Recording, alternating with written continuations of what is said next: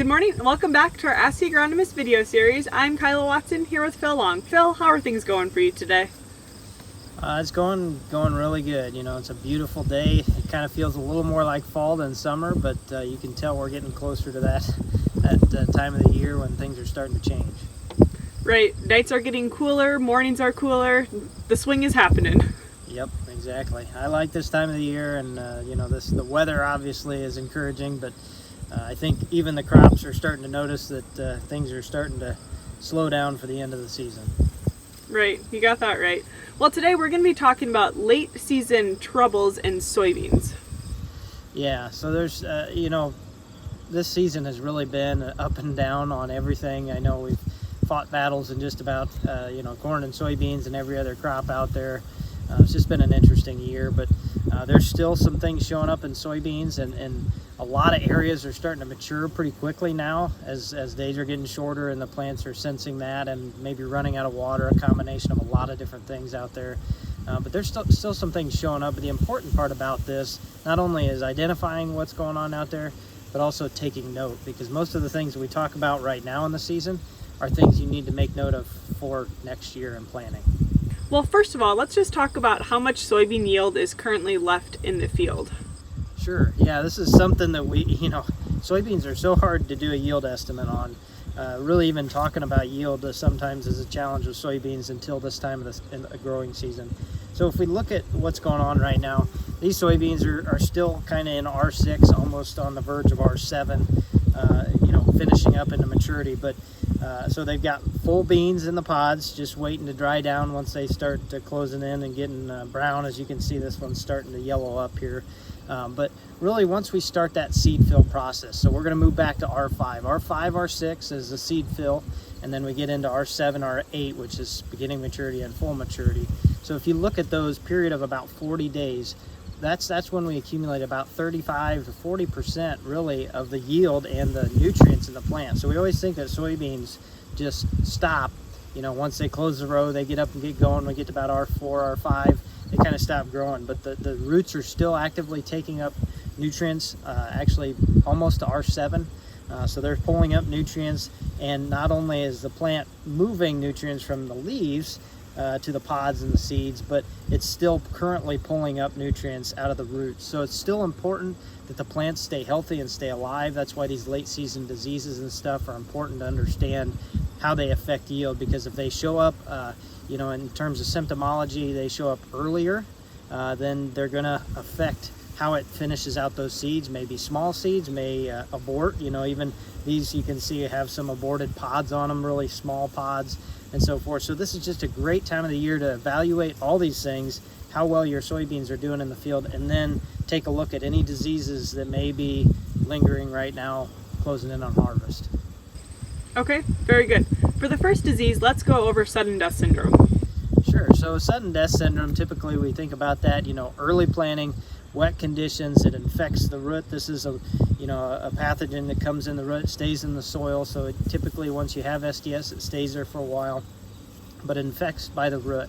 Compacted areas, cool. So early planting, you know, delayed planting is one of those ways we can mitigate it a little bit.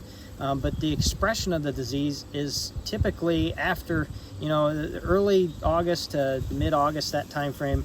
And there's some areas and pockets that we've seen some of this, but I think expression this year may be a little bit less, although we are still seeing it show up. I have a plant here actually, which this is a great example of SDS late season especially. So typically we see it showing up earlier than this. You can see just a little bit of yellowing, interveinal chlorosis on these leaves, so early stages of SDS. The great part about this is what we always talk about with SDS and BSR, brown stem rot, is when it infects the plant, when it shows symptomology and expression, how much it expresses in the plant is important to yield. Well, you can look and feel these pods. They're well developed. There are 6, just like the other plant I was holding up, and the rest of them in the field here. So it's sitting really good actually in terms of yield loss, because with SDS we can see anywhere from a few percent yield loss to 100% in some areas. Just depends how early it starts showing those symptomology. So once again, just a quick reminder, the way that we tell, and this one is just spot on to how we we see SDS in the field, even though it doesn't show a lot of foliar symptoms. They don't have to show foliar symptoms to have SDS in their system. But if you check the stem, you split it open with a knife, you can typically see those symptoms showing up. And for SDS, you want to look at the outside tissue, the tissue that should be white, the cortex we call it, not the pith. The pith is the center. That outside tissue is going to show discoloration, and this one does, especially starting at the root and going up the stem. You see a lot of discoloration in that.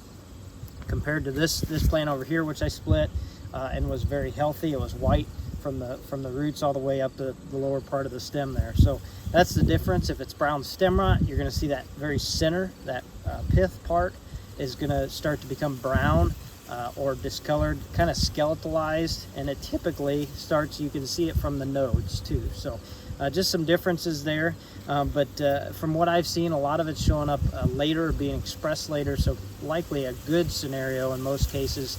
But if it's showing up and you've seen it showing up out in your field since early August, then obviously it's going to have a greater impact on yield. Okay, very good. And what about our white mold pressure out there?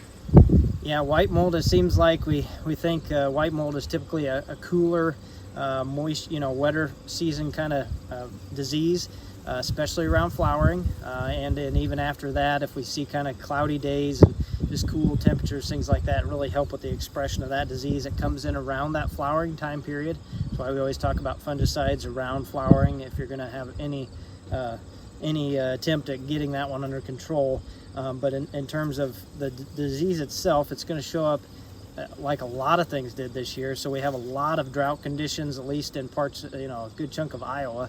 But I know Northwest Iowa is having some issues with white mold. It shows up a lot like you start to see stunting and wilting from moisture stress.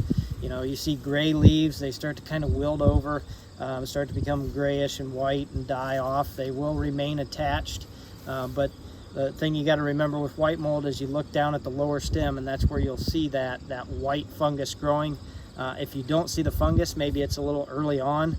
You can once again split the stem and see the sclerotinia. I always call them mouse turds in the stem. Those kind of give it away. That's white mold. That disease, it comes from the apothecia, which is a small little fungus, kind of looks like a mushroom in the field around flowering, and that pushes the spores out while those soybeans are flowering. The flowers are open for a short time and allows that fungus to get in the plant and move down from there. So I know we're hearing reports of this, and once again, the biggest thing with white mold is really the genetic resistance that we have, in our ironclad soybeans. So really important to note both of these, because not only are they late season and maybe they're not showing up or being expressed quite as much as you typically see, but like I mentioned earlier, both of these, if they're in a field, residue soil borne, especially SDS, BSR, if you track those, those are the kind of things you want to know for planning for the future years, because it's not something that goes away very easily. Okay, and last but not least this morning we're going to talk about is SCN. Yeah, soybean cyst nematode. So this is one that we talk about occasionally, but this year I think it's a really good reminder, especially right now. So if you were seeing short or stunted yellowed plants throughout the season this year, I know we got many calls about you may be wondering what's going on with certain soybeans, and if you're seeing a varietal difference in the field between a couple of them and how they're affected or how tall they are, and maybe, like I said, yellowing and so forth. That SCN, soybean cyst nematode, can infect early on. It's tough to find in the roots unless you really know what you're looking for and are careful digging and washing those off. But if that could be very well be a potential cause of some of that stunting, because usually when we see SCN show up the most is in the dry years, especially in Iowa, any other areas in our territory that have heavier soil types. We see it a lot in sands, because sands typically better drainage, so we have drier conditions more throughout the season and a lighter soil. But in the heavier soils, when we have years like we had this year, you can see SCNs showing up, and it's important because it kind of eggs on BSR and SDS. any pathogen that comes in kind of through the roots, it opens up wounds, as it infects those root hairs. So, you want to remember those two kind of coincide and go together. Typically, we talk about SCN and SDS together. So those two, you just want to make sure that you're watching out. Just a really good time right now to go out. If you know those areas were out there and you suspect maybe you have an issue with SCN, obviously we have varieties. PI 88, 788 is in a lot of our varieties. We do have a Peking variety, but there's limited options. But just remember that not every variety carries the same level of resistance. So changing the genetics is extremely important, but also more important is taking the test. So, doing a soil test this fall, if you know you had an area that may be in question as to what it was, the best thing to do is, do like a diagnostic test, like with any other thing, tissue testing. Go out, take a sample from that area, and take a sample from a good area of the field, so that you have two to compare to, at least two to compare to, of that particular field, so you can get an egg count and kind of know where you stand in terms of SCN pressure in the field for future seasons. Okay, sounds good. Thank you, Phil. Good time to get out there and start making your harvest plan already.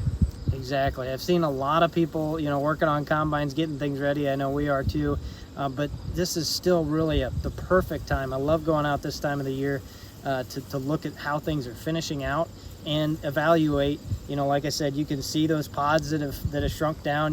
This is a good time to really evaluate corn and beans on how they're finishing and maybe what some of those troubles were caused by. All right. Is there anything else that you would like to add this morning? Nope. Continued good weather, hopefully going into harvest, and wish everybody a safe harvest season. Okay, sounds good. Well, thank you for joining us this morning, and thank you to our listeners for tuning in. Have a good day.